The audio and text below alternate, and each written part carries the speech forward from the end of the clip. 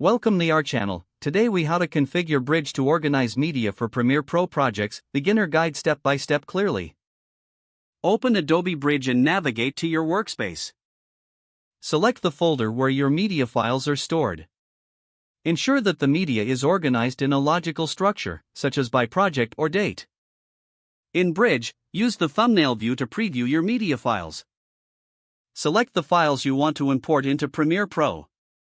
Use the filter option to narrow down your media by type, like video, audio, or images. Organize your clips into collections based on categories like scenes, locations, or types of shots. Rename your media files for easy identification, using a consistent naming convention. Use the rating feature to mark your favorite clips for quick access later. Select any clip and use the metadata panel to add notes or descriptions. You can also add keywords to your media to aid in searching later on. Once your media is organized, open Adobe Premiere Pro. In Premiere Pro, go to the Media Browser panel. Navigate to the location where your organized media is stored. Select the files or folders you want to import into your Premiere Pro project. Drag the selected files directly into your project panel. Alternatively, right-click and select Import to bring in your files. Use the organized structure to efficiently locate and select the assets you need for your project. Start assembling your timeline with the imported clips. Save your Premiere Pro project regularly to ensure no data is lost.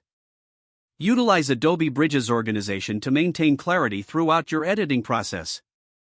If the page does not load, refresh the browser or try again in a private or incognito window.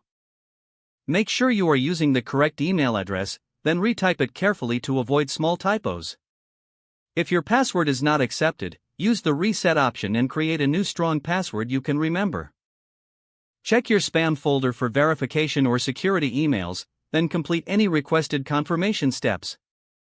Enable two-factor authentication if available to improve account security and reduce unauthorized access risk. After signing in, review your profile details so your contact information and settings are accurate and current. If you see an error message, note it down and try again after restarting your device and internet connection.